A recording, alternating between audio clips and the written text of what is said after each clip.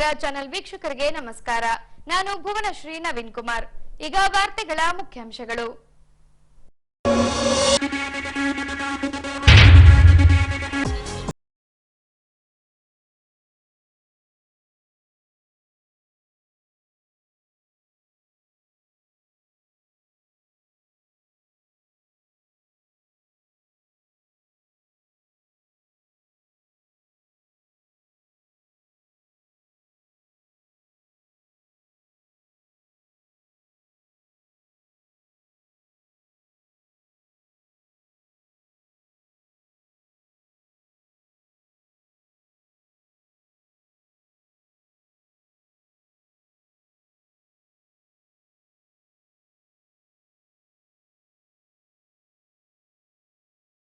ಅದಕ್ಕೆ ಕುಣಿದು ಕುಪ್ಪಳಿಸಿದ ಯುವಕ ಯುವತಿಯರು. ಈಗ ವಾರ್ತೆಗಳ ವಿವರ. ಹೊಸಪೇಟೆಯ ಕೊಟ್ಟೂರು ಸ್ವಾಮಿ ಮಠದಲ್ಲಿ ದಿನಾಂಕ 13ರಿಂದ 22ರವರೆಗೆ ಶರಣ ಸಂಸ್ಕೃತಿ ಸಂಸ್ಕಾರ ಶಿಬಿರವನ್ನ ಪ್ರಾರಂಭಿಸಲಾಗಿದೆ. ಮಕ್ಕಳಲ್ಲಿ ಉತ್ತಮ ನಡೆನುಡಿಯನ್ನ ರೂಢಿಸುವುದೇ ಈ ಶಿಬಿರದ ಮುಖ್ಯ ಉದ್ದೇಶವಾಗಿದೆ ಎಂದು ಕೊಟ್ಟೂರು ಸ್ವಾಮಿ ಮಠದ ಬಸವಲಿಂಗ ಸ್ವಾಮಿಗಳು ಈ ವೇಳೆ ತಿಳಿಸಿದ್ದಾರೆ. ಹೀಗೆ ದಿನಾಂಕ 13ರಂದು ಕೊಟ್ಟೂರು ಸ್ವಾಮಿ ಮಠದಲ್ಲಿ ಶ್ರೀಗಳು ಸೇರಿದಂತೆ ಅತಿಥಿಗಳಿಂದ ಸಸಿಗೆ ನೀರೆರೆಯುವ ಮೂಲಕ ಶರಣ ಸಂಸ್ಕೃತಿ ಸಂಸ್ಕಾರ ಶಿಬಿರಕ್ಕೆ ಚಾಲನೆ ನೀಡಿದ್ರು. ಬಳಿಕ ಬಸವಲಿಂಗ ಸ್ವಾಮಿಗಳು ಮಾತನಾಡಿ, ಮಕ್ಕಳಿಗೆ ಶರಣರ ಕುರಿತಾಗಿ ಪರಿಚಯ ಸೇರಿದಂತೆ ಸಂಸ್ಕೃತಿ ಸಂಸ್ಕಾರಗಳ ಕುರಿತು ಪರಿಚಯಿಸಲಾಗುವುದು. ಇದರಿಂದ ಮಕ್ಕಳಲ್ಲಿ ಉತ್ತಮ ನಡೆ ನುಡಿ ಮೈಗೂಡಿ ಸಮಾಜದಲ್ಲಿ ಅತ್ಯುತ್ತಮ ನಾಗರಿಕನಾಗಿ ಹೊರಹೊಮ್ಮಲಿದ್ದಾರೆಂದು ತಿಳಿಸಿದ್ರು. ಸಂಸ್ಕಾರ ಶಿಬಿರ ಇವತ್ತು ನಾವೇ ಆಶೀರ್ವಚನೆ ಮಾಡೋದ್ರಲ್ಲಿ ಕೊನೆ ಕೆಲವು ಕ್ವಶನ್ಗಳನ್ನು ಹೇಳ್ತೇವೆ ನಾವು ಕೊನೆ ದಿನ. ಈಗ ಮೊದಲನೇ ಶರಣರು ಅಂತ ಯಾರು, ಇವೆಲ್ಲ ಭೇಟಿ ಮಾಡ್ಬೋದು. ಶರಣರು ಅಂತ ಯಾರಿರ್ತಾರ, ಆಮೇಲೆ ಸಂಸ್ಕೃತಿ ಅಂದ್ರೆ ಏನು, ಸಂಸ್ಕಾರ ಅಂದ್ರೆ ಈ 3 ವಿಚಾರ ನಿಮ್ಗೆ ಅರ್ಥ ಆಗುವ ಅಂತಂದ್ರೆ ಈ ಶಿಬಿರದ ಮೂಲ ಉದ್ದೇಶ ಅದು ಕಾರ್ಯರೂಪ ಬಂದಾಗ ಆಗಕ್ಕೆ ಇರತಕ್ಕಂತಹ ಒಂದು ವಿಶ್ವಾಸ. ಸಂಸ್ಕಾರದ ಬಗ್ಗೆ ಈ ಯಾರಿಗೆ ಅರ್ಥ ಆಗೋದಿಲ್ಲ. ಈ 10 ದಿನ ಮುಗಿದ ಮೇಲೆ ಚೇತಾಗೋದಿಲ್ಲ. ಹೆಂಗ್ ಚೇತಾಗೋದು? ಬೆಳಗ್ಗೆ ಎದ್ದ ಕೂಡಲೇ ಬೆಳಗಿನ ಶೌಚಾದಿ ಕ್ರಿಯೆಗಳನ್ನ ಮಾಡಿದ ತಕ್ಷಣದ ನಮಗೆ ಸ್ನಾನ ಮಾಡಿ ಲಿಂಗ ಪೂಜೆ ಮಾಡ್ಕೊಳ್ಳೋದು ಅಂತ ಅನಿಸ್ತದೆ. ಲಿಂಗ ಪೂಜೆ ಮಾಡಿದ ಮೇಲೆ ಪಾದೋದಕ ತಗೊಳ್ಬಹುದು, ಪ್ರಸಾದ ಮಾಡಬೇಕು ಅಂತ ಅನಿಸ್ಬೇಕು. ಈ ಬದಲಾವಣೆಗೋಸ್ಕರ ಈ 10 ದಿನಗಳ ಒಂದು ಇವತ್ತು ಬೆಳಿಗ್ಗೆ ಇಷ್ಟಲಿಂಗ ದೀಕ್ಷಾ ಮಾಡಿದ್ರು. ಯಾಕೆ ಇಷ್ಟಲಿಂಗ ದೀಕ್ಷಾ ಮಾಡಿದ್ರು? ಮನುಷ್ಯನಿಗೆ ನಾವೀಗೆಲ್ಲ ತಂತ್ರಜ್ಞಾನ ಬಹಳ ಮುಂದುವರೆದ. ಎಷ್ಟು ಮುಂದುವರೆದೈತಿ? ನಾವು ಆಕಾಶ ಕಾಯದೊಳಗೆ ನಾವೆಲ್ಲ ವರ್ಷಾಂಗಟ್ಟಲೆ ಉಳ್ಕೊಳ್ಳೋಕೆ ಮುಂದುವರೆಲ್ಲ. ನಾವು ತೆಗೆದುಕೊಂಡು ಹೋಗಿರ್ತಕ್ಕಂಥ ಆಹಾರ ನೀರು ಎಷ್ಟು ಪರಿಶುದ್ಧ ಇರ್ತೈತೆ ಅಂತಂದ್ರೆ ನಮ್ಮ ಭೂಮಿ ಮೇಲೆ ತಾಜಾ ಇರೋದು ಅಷ್ಟು ಶುದ್ಧ ಇರೋದಿಲ್ಲ. ಅಷ್ಟು ಶುದ್ಧವಾಗಿ ನಾವು ವರ್ಷಾನುಗಟ್ಟಲೆ ಆಹಾರವನ್ನ ಕಾಯ್ದುಕೊಳ್ತಕ್ಕಂತಹ ಒಂದು ಸಾಮರ್ಥ್ಯ ವಿದ್ಯಾರ್ಥಿಗಳು ಪ್ರಾರಂಭ ಮಾಡಿದ್ದೀವಿ. ಇವತ್ತು ನಮಗೆ ಕಲ್ಯಾಣ ಕ್ರಾಂತಿ ನಡೆದು ಬಂದ ದಾರಿ ಅಂತಂದ್ರೆ ಒಂದು ಸಬ್ಜೆಕ್ಟ್ ಇಟ್ಟಾಗ ಏನು ನೋಡಿದ್ದಾರೆ. ಇದನ್ನು ಕಲ್ಯಾಣ ಕ್ರಾಂತಿ ನಡೆದು ಬಂದ ದಾರಿ ಏನು ಅಂತಂದ್ರೆ ಇವಾಗ ಕಲ್ಯಾಣ ಕ್ರಾಂತಿ ನಡೆದು ಬಂದ ದಾರಿ ನಾವು ಭಾಳ ಹಿಂದೆ ಹೋಗುವ ಅವಶ್ಯಕತೆ ಇಲ್ಲ. ಹಿಂದಿದ್ದೆಲ್ಲ ಹಿಂದಲ್ ಮಾತಾಡೋದು. ಕಲ್ಯಾಣ ಕ್ರಾಂತಿ ನಡೆದು ಬಂದ ದಾರಿ ಏನಂತಂದ್ರೆ ಇವತ್ತು ನೀವೆಲ್ಲರೂ ಇಲ್ಲಿ ನಿಂತ್ಕೊಂಡು ಲಿಂಗ ಪೂಜಾ ಮಾಡಿಕೊಂಡು ಉಪನ್ಯಾಸ ಕೇಳಿ ಬಂದವರಿಗೆ ಶರಣಾರ್ಥಿಗಳು ಅಂತ ಕರಿತೀರಲ್ಲ, ಹೇಳ್ತಿರಲ್ಲ, ಅದ ನೋಡಿ ಕಲ್ಯಾಣ ಕ್ರಾಂತಿ ನಡೆದು ಬಂದ ದಾರಿ. ಈಗ ನೀವೆಲ್ಲ ಶಾಲೆ ಒಳಗೆ ಫಿಸಿಕ್ಸ್ ಓದ್ತಿರ್ತೀರಿ, ಭೌತಶಾಸ್ತ್ರ ಓದ್ತಿರ್ತೀರಿ. ಭೌತಶಾಸ್ತ್ರ ಓದಬೇಕಾದಾಗ ಭೌತಶಾಸ್ತ್ರದ ಕೆಲವು ನಿಯಮಗಳನ್ನ ಕ್ರಿಶ್ಚಿಯನ್ ಕಂಡುಹಿಡಿದಾರೆ, ಪರದೇಶಿಕರು ಯುರೋಪಿಯನ್ನರ ಕಂಡುಹಿಡಿದಾರೆ. ಭೌತಶಾಸ್ತ್ರದ ಯಾವಾಗಾದ್ರೂ ಯುರೋಪಿಯನ್ ಶಾಸ್ತ್ರ ಅಂತಿರ್ತೀವಿ, ಯಾವಾಗಲೂ ಅದನ್ನು ಶುದ್ಧ ವಿಜ್ಞಾನ ಅಂತ ಸ್ವೀಕಾರ ಮಾಡ್ತಾರೆ. ಭೌತಶಾಸ್ತ್ರವನ್ನ ಶುದ್ಧ ವಿಜ್ಞಾನ ಅಂತ ಹೇಗೆ ಸ್ವೀಕಾರ ಮಾಡ್ತೇವೆ, ಇಷ್ಟಲಿಂಗ ಪೂಜೆನೂ ಸಹ ಅಂತರಂಗಕ್ಕೆ ಸಂಬಂಧಪಟ್ಟಿರ್ತಕ್ಕಂಥ ಶುದ್ಧ ವಿಜ್ಞಾನ, ಶುದ್ಧ ಗಣಿತ ಅಂತ ಯಾರು ತಿಳ್ಕೊಳ್ತಾರ ಅವ್ರಿಗೆ ಎಷ್ಟದು ಏನು ಅನ್ನೋದು ಅರ್ಥ ಆಗುತ್ತೆ. ಯಾವಾಗಲೂ ಲಿಂಗ ಪೂಜೆ ಮಾಡ್ಕೊಳ್ಳೋರು ಹೇಗಿರ್ಬೇಕು ಅಂತಂದ್ರೆ ಮಾತು ಮತ್ತು ನಡೆ ಎರಡು ಚಲೋ ಇರಬೇಕು. ಇವೆರಡು ನಡೆ ನುಡಿ ಸಿದ್ಧಾಂತ ಆಯ್ತು ಅಂತಂದ್ರೆ ಅಲ್ಲಿ ಕುಲ ಮಲೆಯ ಸೂತಕ್ಕೆ ಇರೋದಿಲ್ಲ. ನಾವು ಸಣ್ಣವ್ರಿ ನೀವು ದೊಡ್ಡವ್ರಿ ಏನು ಇರೋದಿಲ್ಲ.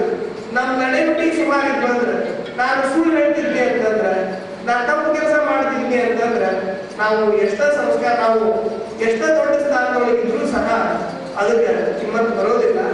ನೀವು ದೊಡ್ಡವರಾಗಬೇಕು ಅಂತಂದ್ರೆ ಚಲೋ ನಡೆ ನುಡಿಗಳನ್ನ ಕಲಿಬೇಕು.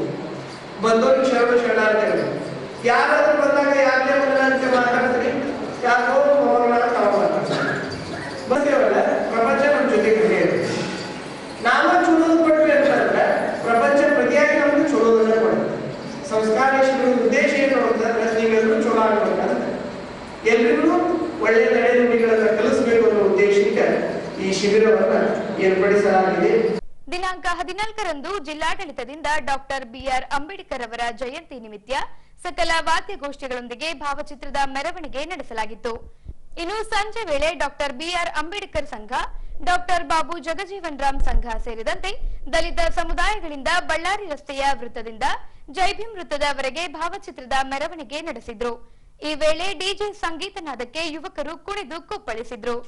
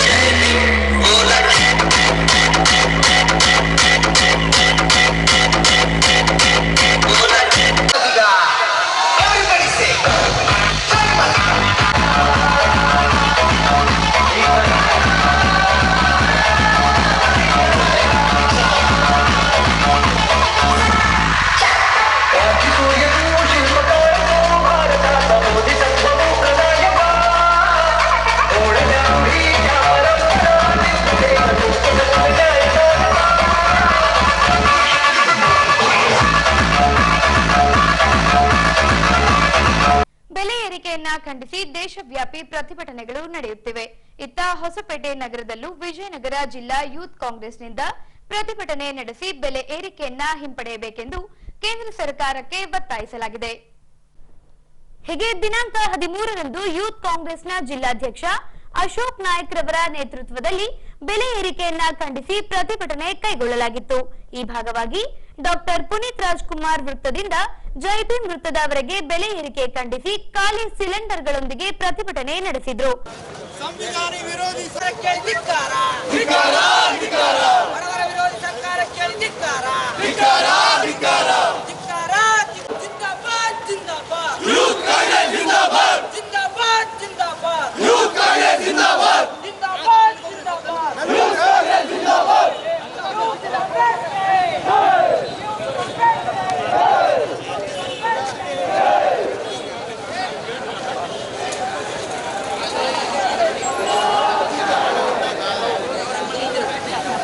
ಇಂಧನ, ಅಡುಗೆ ಅನಿಲ ಸೇರಿದಂತೆ ಅಗತ್ಯ ವಸ್ತುಗಳ ಬೆಲೆಯನ್ನ ಏರಿಸಲಾಗಿದೆ. ಇದರಿಂದ ದೇಶದ ಬಡಜನರ ಹೊಟ್ಟೆಯ ಮೇಲೆ ಬರೆ ಎಳೆದಂತಾಗಿದೆ.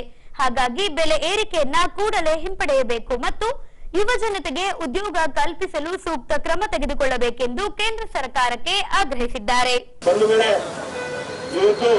ನಮ್ಮ ಹೋರಾಟ ಏನು ಇದ್ರು ಕೂಡ ರಾಜ್ಯ ಸರ್ಕಾರ ಬಿಜೆಪಿ ಏನು ಸಿಲಿಂಡರ್ ಮತ್ತು ಗ್ಯಾಸ್ ಬೇಡಿಕೆ ಏನು ಜಾಸ್ತಿ ಮಾಡಿದ್ದಾರೆ ಆ ಒಂದು ಉದ್ದೇಶ ಇಟ್ಕೊಂಡು ನಾವು ಇವತ್ತು ಹೋರಾಟ ಮಾಡ್ತಾ ಇದ್ದೀವಿ. ಬಂಧುಗಳೇ, ನಿಮಗೆಲ್ಲ ಗೊತ್ತಿರಬೇಕು, 2023 2024ರಲ್ಲಿ ಇದೇ ಮೋದಿಜಿ ಗವರ್ಮೆಂಟ್ ಅವರು ಏನು ಪ್ರೊಪಗಂಡ ಕೊಟ್ಟಿದ್ರು, ಗ್ಯಾಸ್ ಮತ್ತೆ ಸಿಲಿಂಡರ್ ಬೇಡಿಕೆ ಕಮ್ಮಿ ಮಾಡ್ತೀವಿ ಅಂತ 2023ರಲ್ಲಿ ಮಾಡಿದ್ರು. ಯಾಕೆ ಮಾಡಿದ್ರಂದ್ರೆ ಅವರಿಗೆ ಅವಾಗ ಎಲೆಕ್ಷನ್ ಇತ್ತು, ಅವರಿಗೆ MP ವೋಟ್ಗಳು ಬೇಕಿತ್ತು, ಅವರಿಗೊಂದು ಫಾಲ್ಸ್ ಅಲಿಗೇಷನ್ ಮಾಡ್ಬೇಕಂತ ಅವರು ಅವತ್ತಿನ ದಿನಗಳೇ 2023ರಲ್ಲಿ ಅವರು ಗ್ಯಾಸ್ ಮತ್ತೆ ಡೀಸೆಲ್ ಬೇಡಿಕೆಯನ್ನು ಕಮ್ಮಿ ಮಾಡಿದ್ರು. ಹಾಗೆ ಮತ್ತೆ ಒಂದು ತಿಂಗಳ ಹಿಂದೆ ಮತ್ತೆ ಇವರು ಗ್ಯಾಸ್ ನ ಬೇಡಿಕೆಯನ್ನ ಜಾಸ್ತಿ ಮಾಡಿದ್ದಾರೆ. LPG ಗ್ಯಾಸ್ ಅನ್ನ 50 ರೂಪಾಯಿ ಜಾಸ್ತಿ ಮಾಡಿದ್ದಾರೆ. ಬಂಧುಗಳೇ, ದಯವಿಟ್ಟು ಎಲ್ಲ ನೀವು ಇವತ್ತೆಲ್ಲ ಕೇಳ್ಬೇಕಾಗುತ್ತೆ, ಯಾಕೆ ಇವರು 50 ರೂಪಾಯಿ ಜಾಸ್ತಿ ಮಾಡಿದ್ದಾರೆ ಅಂತ. ಬರೀ LPG ಸಿಲಿಂಡರ್ ಒಂದೇ ಅಲ್ಲ, ಪೆಟ್ರೋಲ್ ಡೀಸೆಲ್ ಕೂಡ ಅಷ್ಟೇ 2 ರೂಪಾಯಿ ಕೂಡ ಜಾಸ್ತಿ ಮಾಡಿದ್ದಾರೆ. 2 ರೂಪಾಯಿ ಪೆಟ್ರೋಲ್ ಡೀಸೆಲ್ ಕೂಡ ಅಷ್ಟೇ ಎಕ್ಸೈಸ್ ಡ್ಯೂಟಿನ ಜಾಸ್ತಿ ಮಾಡಿದ್ದಾರೆ. ಬಂಧುಗಳೇ, ನಮ್ಗೆ ಇದೊಂದು ಸ್ಪಷ್ಟವಾಗಿ ಹೇಳಕ್ ಇಷ್ಟಪಡ್ತೀನಿ. ಇವತ್ತು ಏನ್ ಇವ್ರು ಪೆಟ್ರೋಲ್ ಡೀಸೆಲ್ ರೇಟ್ ಜಾಸ್ತಿ ಮಾಡಿರ್ಬೋದು, ಬಟ್ ಎಕ್ಸೈಸ್ ಡ್ಯೂಟಿ, ಪೆಟ್ರೋಲ್ ಮತ್ತೆ ಡೀಸೆಲ್ ನಲ್ಲಿ ಎಕ್ಸೈಸ್ ಡ್ಯೂಟಿ ಏನ್ ಬರುತ್ತೆ ಅದೇನಿದ್ರು ಕೇಂದ್ರ ಸರ್ಕಾರಕ್ಕೆ ಡೈರೆಕ್ಟ್ ಆಗಿ ಹೋಗೋದಂತ ದುಡ್ಡು. ಇದೇನಿದು ಇದು ನೀಚ ಬಿಜೆಪಿ ಮತ್ತೆ ಮೋದಿ ಮತ್ತೆ ಅಮಿತ್ ಶಾ ಗವರ್ಮೆಂಟ್ ಅವ್ರು ಮಾಡಿದಂತ ಸರ್ಕಾರ ಇದು. ನಾವ್ ಯಾವತ್ತು ಇದನ್ನ ಖಂಡಿಸ್ತೀವಿ. ನಮ್ಮ ಯೂತ್ ಕಾಂಗ್ರೆಸ್ ಯಾವತ್ತು ಹೋರಾಟ ಮಾಡ್ತೀವಿ ಅಂತ ನಾನು ಈ ವೇದಿಕೆ ಮೇಲೆ ಕೂಡ ಹೇಳಕ್ ಇಷ್ಟಪಡ್ತೀನಿ. ಬಂಧುಗಳೇ, ಹಾಗೆ ನಿಮಗೆಲ್ಲ ಗೊತ್ತಿರಬೇಕು, ಇವತ್ತು LPG ಸಿಲಿಂಡರು, ಪೆಟ್ರೋಲು, ಡೀಸೆಲ್ ಬೇಡಿಕೆ ಜಾಸ್ತಿ ಆದ್ರೆ ಯಾರಿಗೆ ಕಷ್ಟ ಆಗುತ್ತೆ ಅಂತ. ಬಡ ಮಕ್ಕಳಿಗೆ, ಟೀ ವೆಂಡರ್ಸ್ಗೆ, ಹೋಟೆಲ್ ಮಾಲೀಕರಿಗೆ ಇವ್ರು ಬಹಳಷ್ಟು ಒತ್ತಡ ಮತ್ತೆ ಇವ್ರು ಬಹಳಷ್ಟು ರೇಟ್ ನ ಡಿಮಾಂಡ್ ಆಗಿದೆ. ಬಂಧುಗಳೇ, ಸೊ ಇವ್ರು ಯಾರು, ಈ ಬಿಜೆಪಿ ಸರ್ಕಾರ ಇರ್ಬೋದು, ಈ ಮೋದಿ ಸರ್ಕಾರ ಇರ್ಬೋದು, ಈ ಅಮಿತ್ ಶಾ ಸರ್ಕಾರ ಇರ್ಬೋದು, ಈ RSS ಸರ್ಕಾರ ಇರ್ಬೋದು, ಇವ್ರು ಯಾರು ಬಡವ್ರ ಮಕ್ಕಳಿಗೆ, ಬಡವ್ರ ರೈತರಿಗೆ ಯಾವತ್ತು ಇವತ್ತರೆಗೂ ಇವ್ರು ಏನು ಮಾಡ್ಕೊಟ್ಟಿಲ್ಲ. ಇವ್ರು ಏನಿದ್ರು ಅದಾನಿ ಅಂಬಾನಿ ಎರಡೇ ಇವ್ರು ಗುರುಗಿ. ನಾನು ಕರೆಕ್ಟಾಗಿ ಹೇಳಿದ್ದೀನ ಇಲ್ಲಪ್ಪ? ಮೋದಿ ಮಾಡೋದು ಇಬ್ಬರಿಗೆ ಕೆಲಸ, ಅದೇನಿದ್ರು ಅದಾನಿ ಮತ್ತೆ ಅಂಬಾನಿ ಅಷ್ಟೇ. ಇಬ್ರು ಬಿಟ್ಟರೆ ಇವ್ರು ಯಾರಿಗೂ ಇವತ್ತರೆಗೂ ಯಾರಿಗೂ ಒಳ್ಳೇದು ಮಾಡಿಲ್ಲ ಅಂತ ಹೇಳಕ್ ಇಷ್ಟಪಡ್ತೀನಿ. ಬಂಧುಗಳೇ, ಇವತ್ತು 2013ರಲ್ಲಿ ಇನ್ನ ಎಲೆಕ್ಷನ್ ಸ್ಟಾರ್ಟ್ ಆಗಿದ್ದಿಲ್ಲ. ನಮ್ಮ ಮನಮೋಹನ್ ಸಿಂಗ್ ಸಾಹೇಬ್ರು ನಮ್ಮ ಪ್ರಧಾನ ಮಂತ್ರಿ ಇದ್ರು. ಅವಾಗ ಇವ್ರು ಏನ್ ಹೇಳಿದ್ರು, ಪ್ರತಿ ದೇಶದ ಎಲ್ಲಾ ಬ್ಲಾಕ್ ಮನಿ ನಾವು ತಂದ್ಕೊಡ್ತೀವಿ ಅಂತ ಹೇಳಿದ್ರು. ಸ್ವಿಸ್ ಬ್ಯಾಂಕ್ ಇಂದ ನಾವೆಲ್ಲ ಬ್ಲಾಕ್ ಮನಿ ನಾವು ತಂದ್ಕೊಡ್ತೀವಿ ಅಂತ ನಮ್ಮ ರಾಜ್ಯದಲ್ಲಿ ಹೇಳಿದ್ರು. ಒಂದೇ ಒಂದು ರೂಪಾಯಿ ಮಾಡಿಕೊಟ್ಟಿದ್ದಾರಾ? ಒಂದೇ ಒಂದು ರೂಪಾಯಿ ಮಾಡಿಕೊಟ್ಟಿದ್ದಾರಾ? ಏನು ಮಾಡಿಕೊಟ್ಟಿಲ್ಲ. ಯಾಕಂದ್ರೆ ಅಲ್ಲಿರೋದೆಲ್ಲ ದುಡ್ಡು ಅದಾನಿದ್ದು ಮತ್ತೆ ಅಂಬಾನಿದು. ಅದಕ್ಕೆ ಇವರು ಒಂದೇ ಒಂದು ರೂಪಾಯಿ ಕೂಡ ಯಾವುದೇ ಒಂದು ಸ್ವಿಸ್ ಬ್ಯಾಂಕ್ ಇಂದ ಇರ್ಬೋದು, ಯಾವುದೇ ಒಂದು ದೇಶದಿಂದ ಯಾವುದೇ ಒಂದು ಬ್ಲಾಕ್ ಮನಿ ಕೂಡ ಇವತ್ತಿಂದ ತಂದಿಲ್ಲ.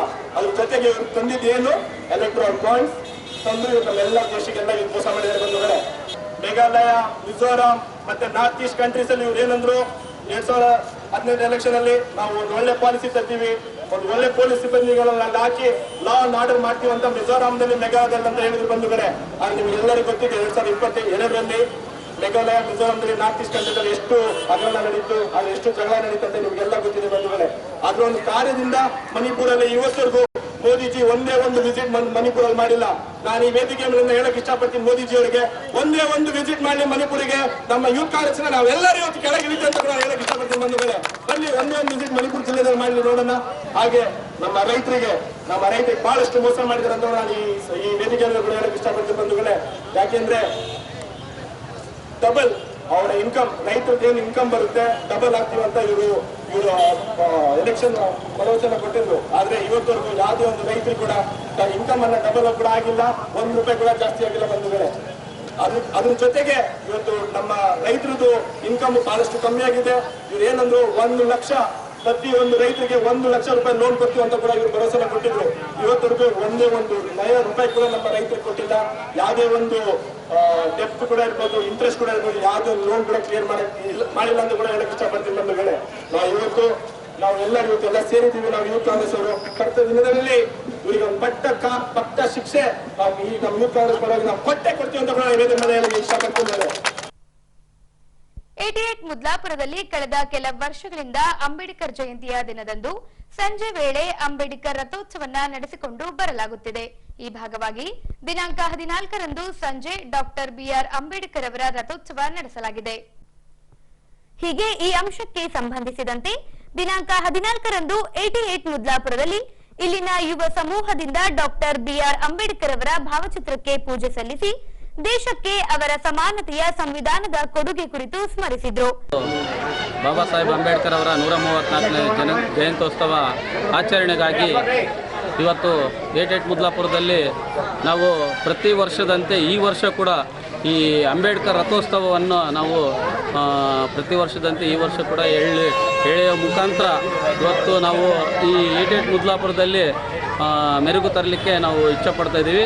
ಅದೇ ರೀತಿಯಲ್ಲಿ ಇವತ್ತೇನು ಯುವಕರು ಇಲ್ಲಿರ್ತಕ್ಕಂಥ ಯುವಕರು ಈ ಉತ್ಸವಿಗಳಾಗಿ ಈ ಪ್ರತಿ ವರ್ಷದಂತೆ ಈ ವರ್ಷ ಕೂಡ ಹೆಚ್ಚೆಚ್ಚಾಗಿ ಅವರು ಮಾಡಿರ್ತಕ್ಕಂಥದ್ದು ತುಂಬ ಸಂತೋಷಕರವಾಗಿದೆ.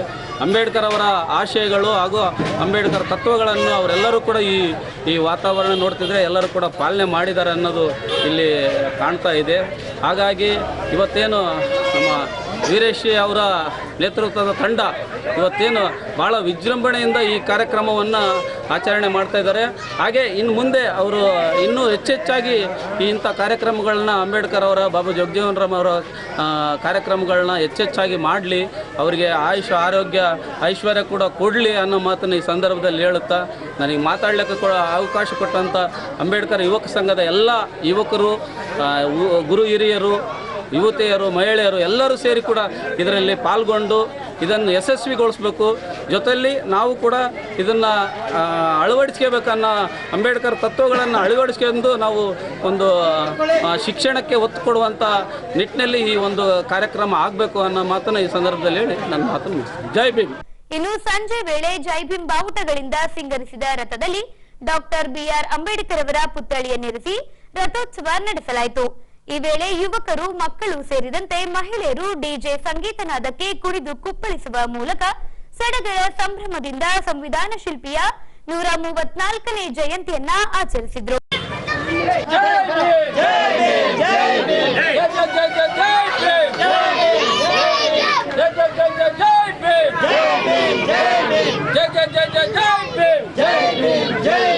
ಬಾಬಾ ಸಾಹೇಬ್ ಅಂಬೇಡ್ಕರ್ ಅವರಿಗೆ, ಬಾಬಾ ಸಾಹೇಬ್ ಅಂಬೇಡ್ಕರ್ ಅವರಿಗೆ.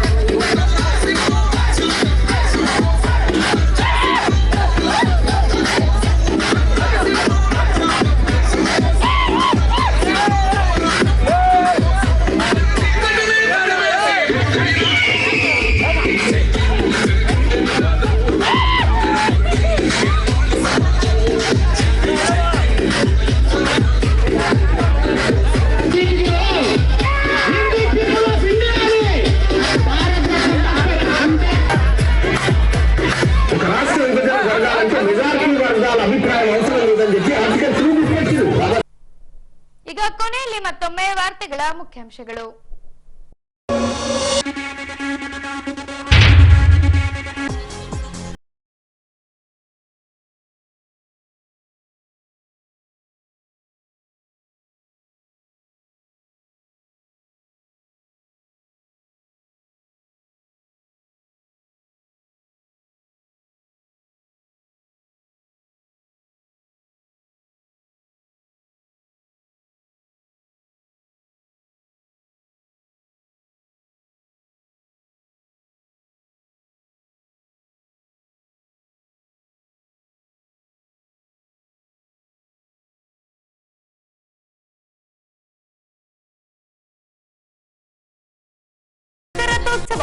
ಡಿಜೆ ನಾದಕ್ಕೆ ಕುಣಿದು ಕುಪ್ಪಳಿಸಿದ ಯುವಕ ಯುವತಿಯರು.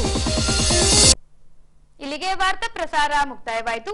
ನೈಜ ಸುದ್ದಿಗಳಿಗಾಗಿ ನೋಡ್ತಾ ಇರಿ ವಿಜಯನಗರ ಸುದ್ದಿವಾಹಿನಿ. ನಮಸ್ಕಾರ.